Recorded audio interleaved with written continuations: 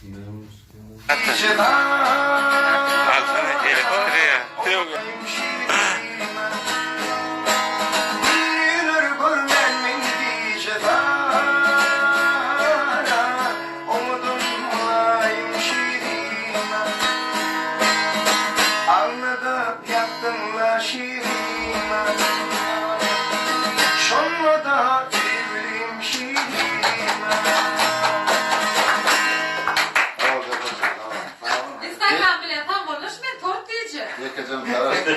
Instagram bilen tabi oluşmak iki tane soru var. Birinci kaydımda mektep bu zakanı kol tutup bile.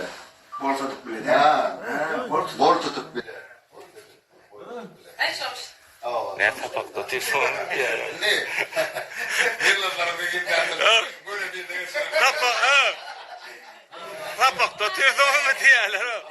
Tapakta telefonu diyorlar.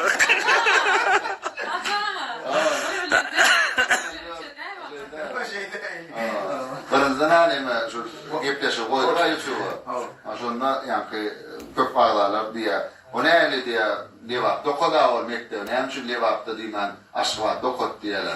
Levap'ta 8. klasa şimdi okudum. Ha 8. sınıfta Levap'ta Sonra öğrendiler diye doktor. Ha Nilam okudum sonra. Ha 8. sınıfta Levap'ta. O Levap'ta da birinci orta mektebi okudum. Karabey Kulü Tram'da. Karabey Kulü Tram'da birinci orta mektebi beğendi de. Ne yapmış? Aksendim yok Fehmi. Aksendim Erfay. Ha.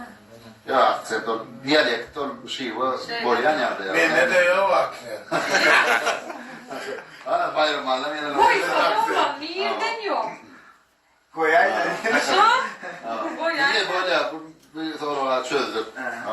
Ağlarlarını koşuşurlar diye umid ediyen. Fermi toğuklayıcı var. Kimdir bir yerinin durmuşa çıkan kıydının bokçalı otağını suratı çık koyup iş verdi bakın. Yok Selmi valla çay işte de başkalar da içip oturan yani. Hep kimin gözünü biliyor. Bize yok tuttuk. Yok onunla ya tutma bilgilme değil. Onunla ilanı keramet deyiptirler. Kim biliyor belki batım açılacaktır. Ya da bu bir şey yok. Ya şasurat değil de düştüm. Yok ben o suratı dostumun kıyıcıydım durumsa çıkardık sonra düştüm. Ulil koyayım beni koyacak doğru şeyle doğru dedim ulili. Onu ben bırak ihtimal götürüyorlar ne biliyorlar. Ben iş tarafım sıyık koyacağım. İran'ı keramet diye.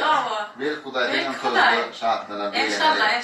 Hem Instagram'ın esası ağdaları köpüsün talip yaşlar, yurdumun içindeki yukarı okucalarını okuyanlarım var, yurdumun dışında okuyup görenlerim var.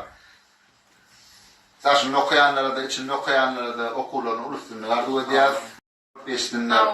Ondan dışarı yurtlarda okuyup ya da işlep gören vatandaşlarımız var. Allah'acak olurum. Sağaman atı vatanı dolunsunlar, sağaman üy ocaklarına kovuşsunlar, devletli maşgalalarına toy tutsunlar, şol toylarda da söhbet cuma fiyali, tezgah ve yani acayip aydımçılar aydın Parçalamızdan morfuna. Orada da mağaradım.